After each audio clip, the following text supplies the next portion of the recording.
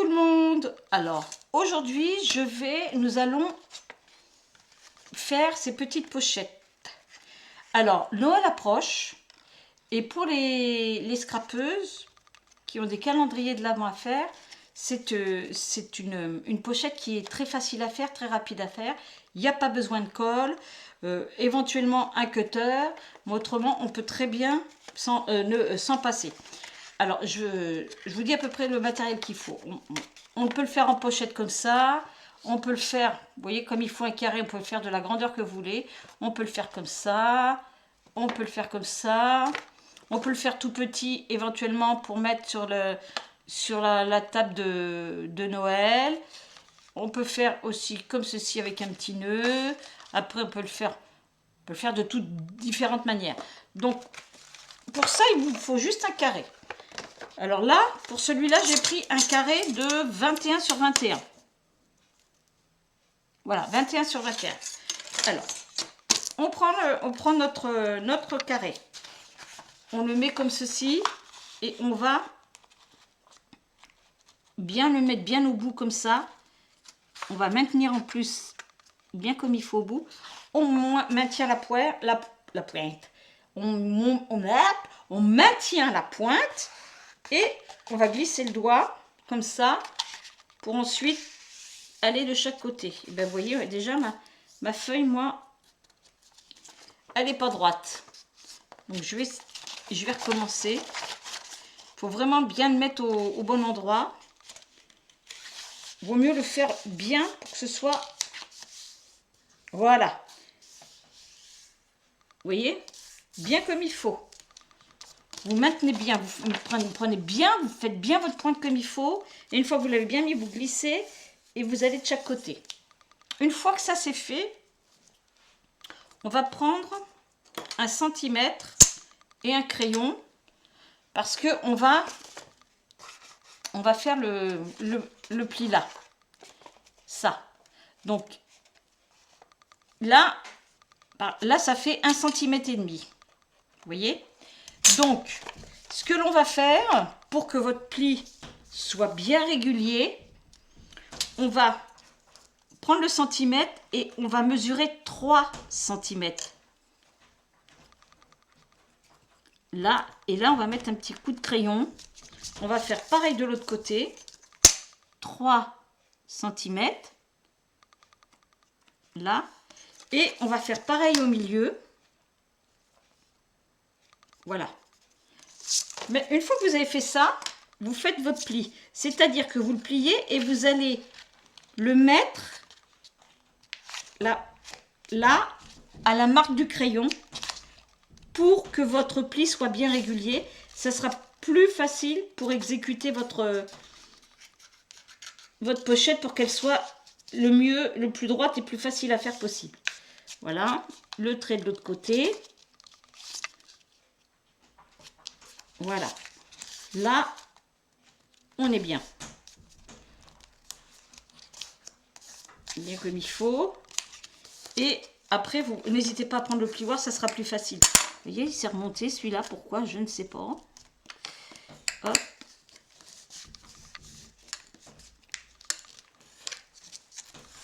On fait ça. On retourne et on replie de l'autre côté. Comme ça, le pli est bien fait de chaque côté. Pour le moment, je pense que vous suivez, c'est pas compliqué. Ensuite, on l'ouvre. Par contre, on va me faire ça de l'autre côté. Hein. De toute façon, ça ne fait rien parce que de toute façon, on va le replier après. Et ce qu'on fait, on va rabattre ces petites pointes.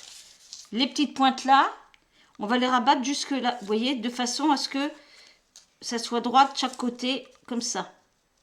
Là. Et bien sur le pli du milieu. Le pli doit être en face du pli du milieu, vous voyez. Je sais pas si je vais essayer de vous le rapprocher. Ce pli-là doit être sur le pli du milieu. Pareil de l'autre côté. J'ai l'impression que vos plis, vous voyez, j'ai l'impression que c'est même pas droit. J'ai marqué, si là il y a 3. Et là il y a 3 aussi. C'est bon. Il faut vraiment que l'écart au milieu soit le même. Hein. Hop, voilà. Excusez-moi, je vais ouvrir à mon chat. Dis donc la coquine. Allez. Je vais laisser ouvert parce que sinon ils vont vouloir rentrer, sortir. Voilà. Donc une fois qu'on a fait ça, qu'on a rabattu les coins, les pointes plutôt, on va reprendre notre enveloppe comme ça et on va rabattre, enfin c'est une enveloppe, notre pochette, on va rabattre un côté. Alors, plus vous voulez que votre pochette soit large et moins haute, moins vous allez rabattre. Si vous voulez que votre pochette, vous voyez, là elle est plus large que longue. Donc, si vous voulez qu'elle soit plus large que haute, vous rabattez moins. Si vous voulez qu'elle soit plus haute que large, vous rabattez plus. Moi là, je veux qu'elle soit un peu plus haute que large. Donc, je vais rabattre plus. Alors, vous prenez là et vous rabattez bien. Il faut que ce soit bien droit. Donc, vous allez faire comme ça et vous allez appuyer. Et une fois que vous avez vu que c'est bien droit, vous pouvez bien marquer vos plis. Voilà. Une fois que vous avez fait ça, vous mesurez. Là, ça me fait 7 cm 8. Donc, vous allez prendre votre autre côté, vous allez le rabattre et vous allez mesurer à ce que ça fasse, une fois le pli fait, que ça fasse 7 cm 8. Il faut que ce soit exactement pareil, hein, parce que sinon vous allez avoir des problèmes en haut, ça ne sera pas à la même hauteur. Alors 7 cm 8, pour moi il faut que je le... Voilà, comme ça devrait être bon. Comptez aussi une fois rabattu. Alors, hop, limite vous le faites un tout petit peu plus petit. Une fois rabattu, ça vous fera 7 cm 8. Enfin, pour moi, ça fait 7 cm 8. Une fois que c'est fait ça, vous appuyez et vous rabattez comme ça. Une fois que vous avez fait ça, vous le rouvrez et vous rabattez les plis tout dans le même sens, voilà, comme ça, de chaque côté. Là, vous voyez, là, vous retrouvez ici, tous les plis sont bien en face les uns des autres. Une fois que ça c'est bien fait, vous marquez bien vos plis, ça sera plus facile pour faire les autres plis après. Celui-là,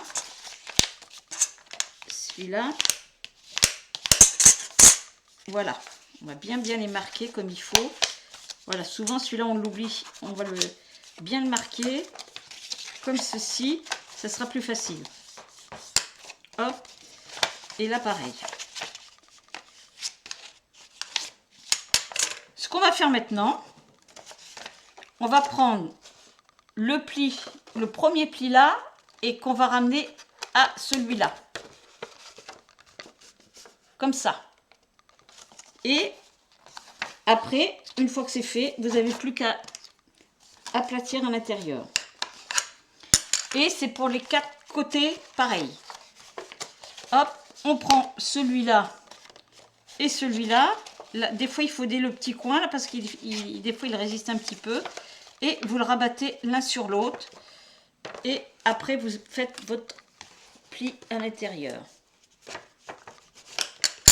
Voilà, ça vous donne ça, une fois que le pli est fait. Pareil de ce côté-là. Hop. Finalement, quand les plis sont bien marqués, c'est plus facile de les rabattre. Hein. Hop, bien en face. Comme ça. Hop.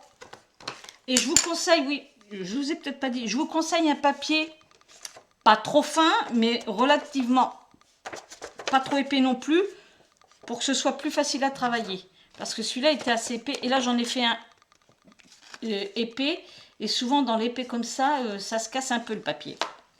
Donc il ne faut pas qu'il soit trop fin, mais bon, il ne faut pas qu'il soit trop épais non plus. Et là le dernier, une fois que vous voyez, quand le petit coin il résiste un petit peu, faut l'aider à... Voilà, une fois qu'on a fait ça, on regarde bien qu'il soit bien en face l'autre, là. Hop. Comme ça. Et on l'aide à l'intérieur. Une fois que vous avez fait ça, ça vous donne ça. Là, comme ça. Donc là, on va rentrer un petit peu le pli, là. Hop. Pareil de l'autre côté.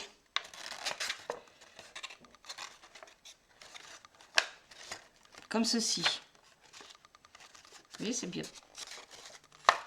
Hop. J'ai l'impression que j'ai à côté plus haut que l'autre. Et une fois ça fait, on va rabattre la pointe, là.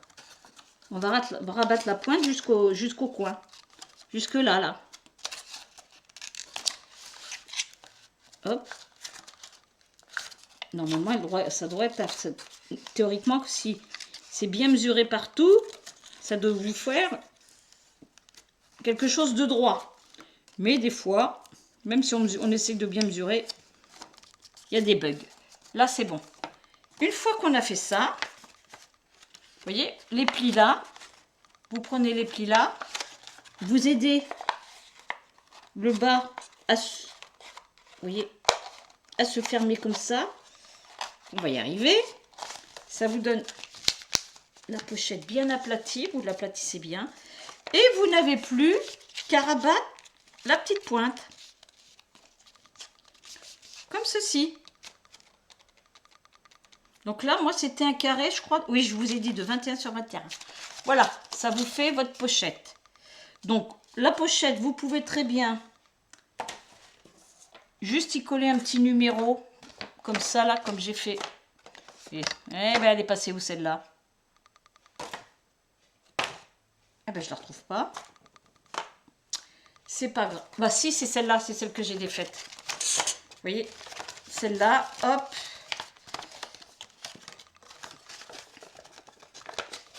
Vous voyez, ça, vous pouvez très bien juste mettre un petit numéro, puis vous le mettez par exemple un petit peu d'adhésif en dessous, juste pour le coller après. Ou alors, vous faites comme moi. Moi, ce que je fais, déjà, j'arrondis la petite pointe, mais c'est pas obligatoire. Moi, j'arrondis la petite pointe. Je prends un crayon et je dessine un petit peu l'endroit où la fin de la pointe, comme ça. Je redéfais.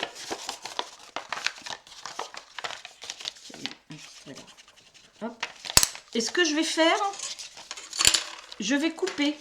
Je vais faire comme une petite languette pour pouvoir l'insérer dedans.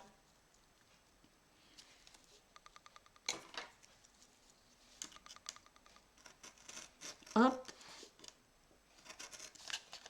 Là.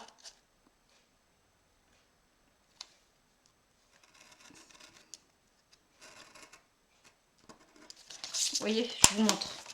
J'ai dessiné la fin de... comme ça. Ensuite, après, j'ai fait des petites languettes. C'est pas assez coupé. Je vais essayer de couper davantage.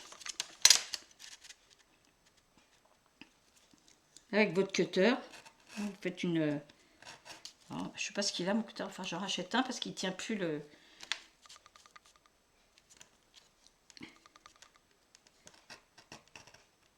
C'est pas un cutter, c'est un scalpel ou enfin un cutter comme vous voulez. Voilà, ça vous donne ça. Une fois que vous avez fait ça, évidemment vous effacez votre... Voilà. On replie, vous voyez, quand les plis sont bien marqués, hop, il n'y a plus qu'à replier facilement. Justement, je dis facilement, et c'est là que j'y arrive pas, hein. Voilà, ça va dedans. Celui-là, il va dessus. Mais je suis une... Ah ben non. Qu'est-ce que j'ai fait? Ah, c'est là. Je l'avais mal plié. Voilà. Une fois que vous l'avez plié,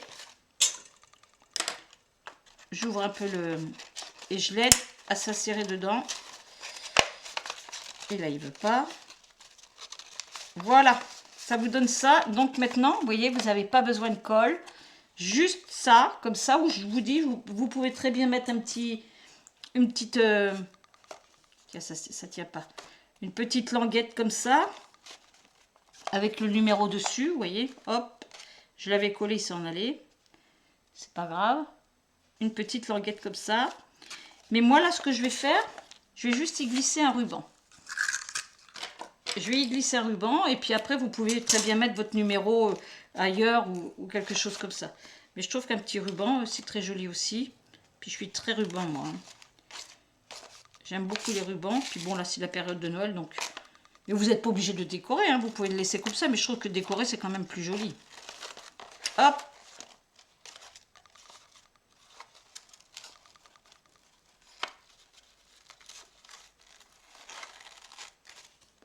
Voilà. Alors, normalement, on en fait 24, et moi, j'en fais 25. Moi, je fais toujours un petit dernier pour le 25. Donc, ce qu'il y a de bien, c'est que vous pouvez très bien les préparer à l'avance. J'ai même pas besoin de défaire ça, je suis bête. J'ai même pas besoin de le défaire. Vous pouvez les préparer à l'avance.